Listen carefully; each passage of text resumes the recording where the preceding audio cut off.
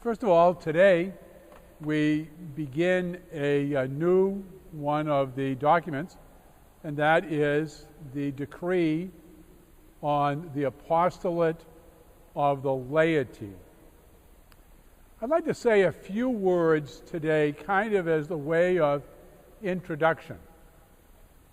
As we know, right from the time of Jesus, there were people who followed him.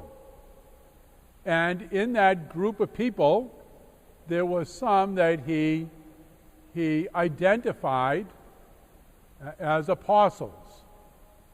And others, men and women, they were still part of the entourage, part of his followers, but they were seen as disciples. And it becomes clearer as we come towards the end of the story of Jesus leading up to his suffering and death, that he had a special work for the apostles. He had a work that all of his followers would share in, but then there were special things. For example, at the Last Supper, he said to the apostles, "Do this in memory of me."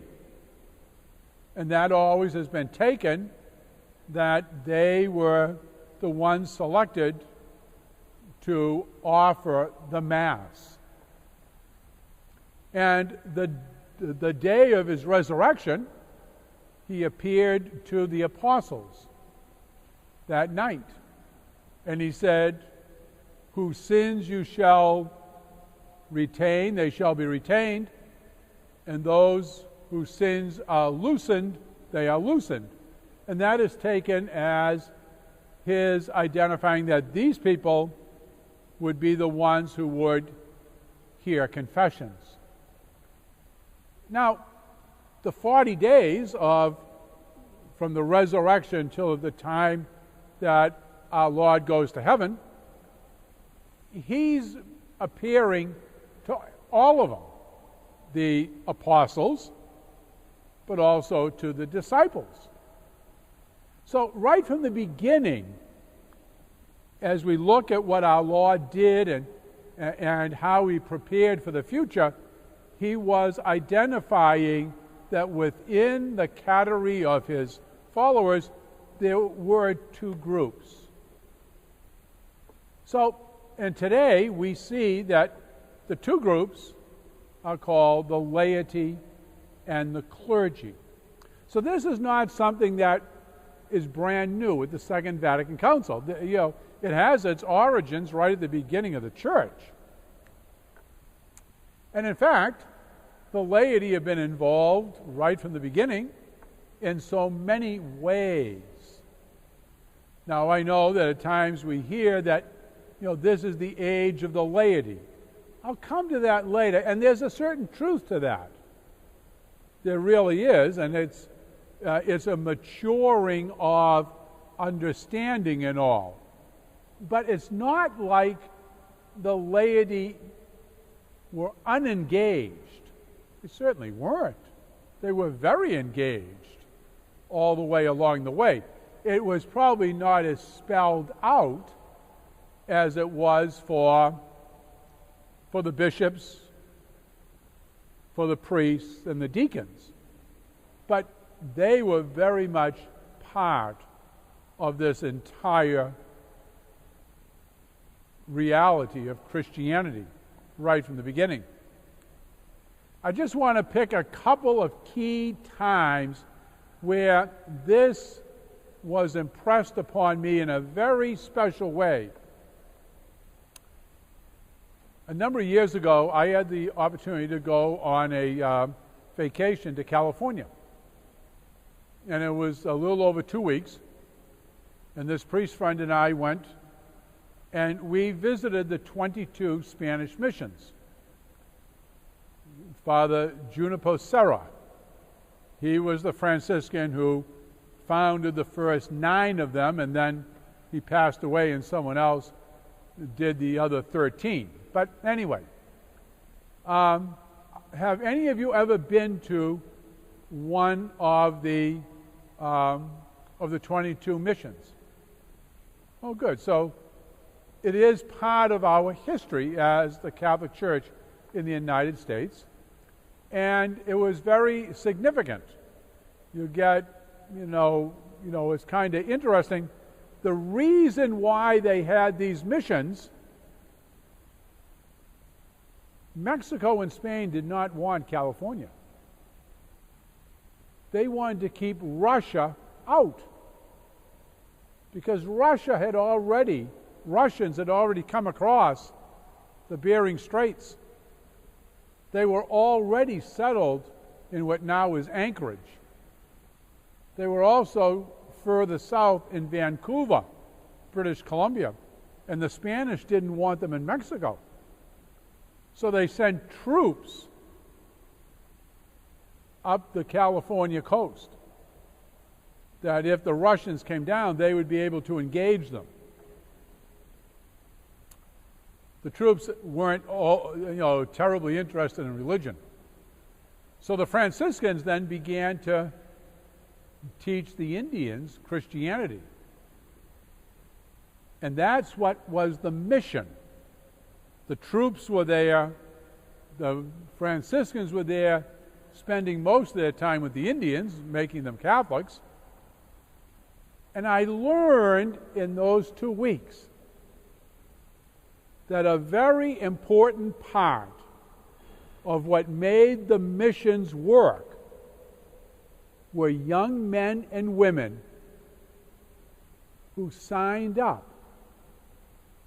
to go and do spiritual things. They taught the Indians how to farm. They taught the women how to weave.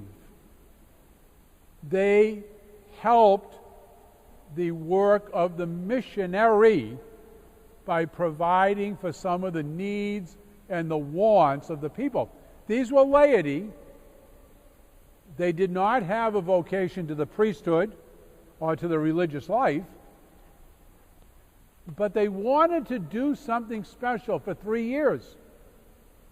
Now this sounds like the Peace Corps from 1961 or the Jesuit volunteers today.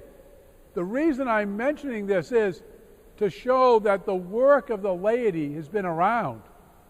The idea that lay people were officially part of the work of the church, we just have to go to California, go to the 22 missions, and read the history, and you'll see that these young men were teaching people how to be blacksmiths, how to help deliver, a calf who's being born. All of this was being provided by dedicated, committed Catholic men and women who were offering their services to the church for 3 to 5 years. In the 1940s, now we jump ahead over 100 years, something began in France, the Catholic Action movement, where certain writers were trying to give fire to lay people, to be involved. And they showed the way. It was called the worker priests. Priests who had permission, instead of being assigned to a parish, they went to work in a factory. And they were there doing their work, and it was to help the lay people realize that here in this factory, you can be the witness of Christ to others. Then, of course, World War II came and things got a bit messed up. But again, an organized effort called Catholic Action to have people energetically live their faith as part of their response to what God asked of them. So the Second Vatican Council comes, And they take that a big step further. First of all, they teach what it is that undergirds this apostolate. On what grounds does a lay person have to do this? Some people were saying. The Second Vatican Council said, because they were baptized and confirmed. Because of baptism and confirmation, everyone is called to be part of the apostolate. One can't live their faith in isolation, but rather one lives their faith within the world in which we live. So the Vatican Council made a very strong statement, and it rooted it. It wasn't just a decision, but it flowed naturally from what you have become. You have become a daughter of God, a son of God, who, because of in baptism, and who, by confirmation, became a disciple. So when Jesus says, "Go therefore and teach all nations, baptizing them in the name of the Father, the Son, and the Holy Spirit," he says that to everyone who's his follower. Whether or not you're the Pope, or you're the person who is the novice in a monastery. They all have been asked to bring the message of God to others. So that is a major development that links it without any hesitation to God's plan. It wasn't just an expedient decision that was made someday. No, it is at the very heart of our faith that there are not doers and non-doers. We're all called to be doers in accord with our condition in life. A mother and a wife is called to a certain way of living. A person who is called to be a religious dedicated to health care, that's a certain way of living.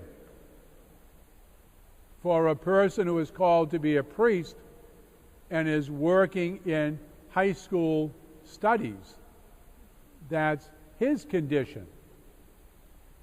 But the important thing is that at the very basic level, all of them are baptized and confirmed. There's a fundamental equality, which then, because of other choices, marriage, single life, consecrated life, or ordained life, that adds another level, which then there are distinctions. But first and foremost, the Christian message, be that for men or women, those who are single, those who are married, is the same. And so the idea of the apostolate to the laity is something that goes right back to Jesus. When he makes a decision and provides for apostles and disciples, he is showing his vision of his church. And it plays out over 20 centuries that we see that, in point of fact, lay people have been a very important part of the church. It gets a theological understanding at the Second Vatican Council. The Second Vatican Council clearly identifies the rationale because they are baptized, because they're confirmed, they are called to the apostolate.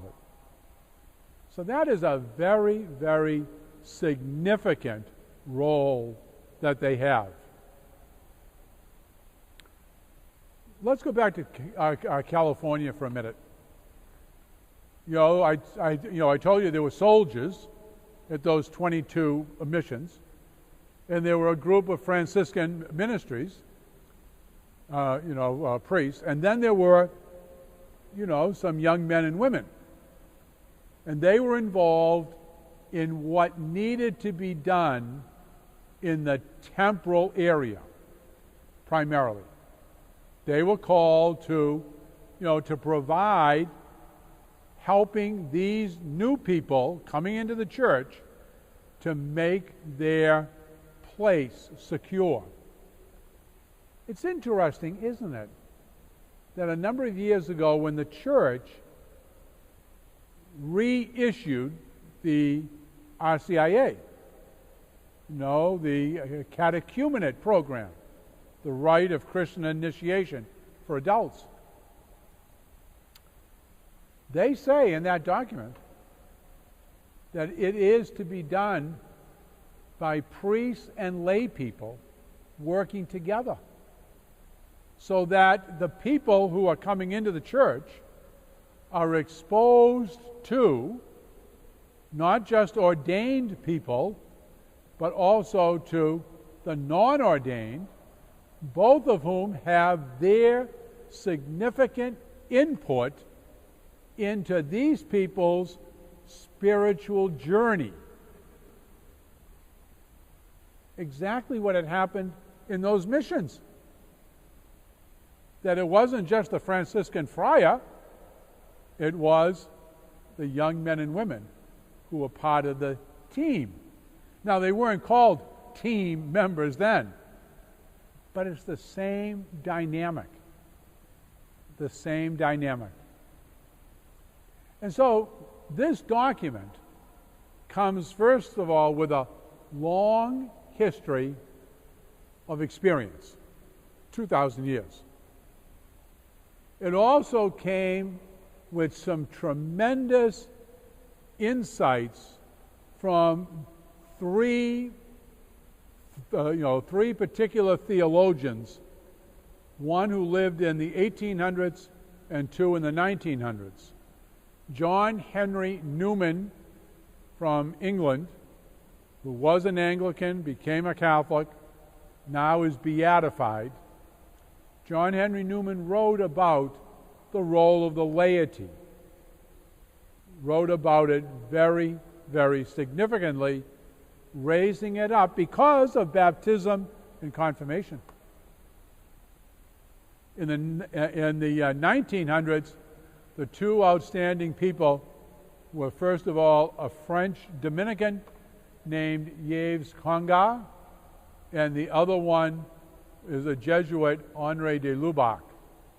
And the two of them in the 30s and 40s were writing about the role of the laity, and their thought started some of that Catholic action, but then became very fundamental in the deliberation of the 2,800 bishops who were at the Vatican Council, what they had been writing about the role of the laity.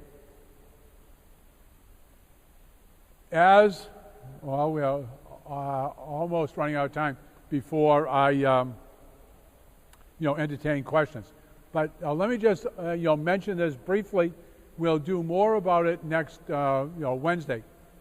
That one of the other innovations, or I guess innovation in a real sense, in the document on the laity, the church talks about their role in bringing Christ into the workplace, into the neighborhoods, into where we live.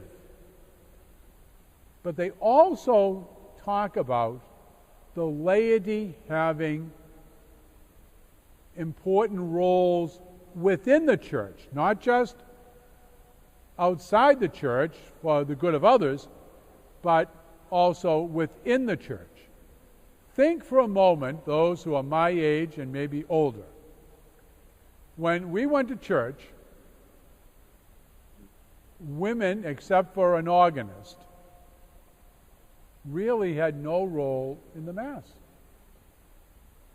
Women sacristans would go out into the altar area after Mass when no one was there, and they would tidy up and dust and all, but you certainly didn't have any women reading, distributing communion, being cantors, servers. All of that has changed. Across the street where I work, for years, every diocese in the world had to have a chancellor. It used to be always a priest. We have a religious woman. Other dioceses have a religious woman or a lay woman, a brother, a layman. So that this decree on the laity was also carving out new recognitions of various works that lay people, presuming they have the background, the appropriate background, the experience and the education, that they're invited to participate and to contribute in a very significant way. So I think those are the two main things I'd like to leave you with today. That point about the role of the laity within the church, be it men or women. And the second thing, regarding that it is based upon the involvement of the laity is based upon their baptism and their confirmation. It's not because we need them. No, they're entitled to do it. It is their duty being baptized and confirmed. It's not just a nice thing or an added thing. It flows from a sacramental event in their lives.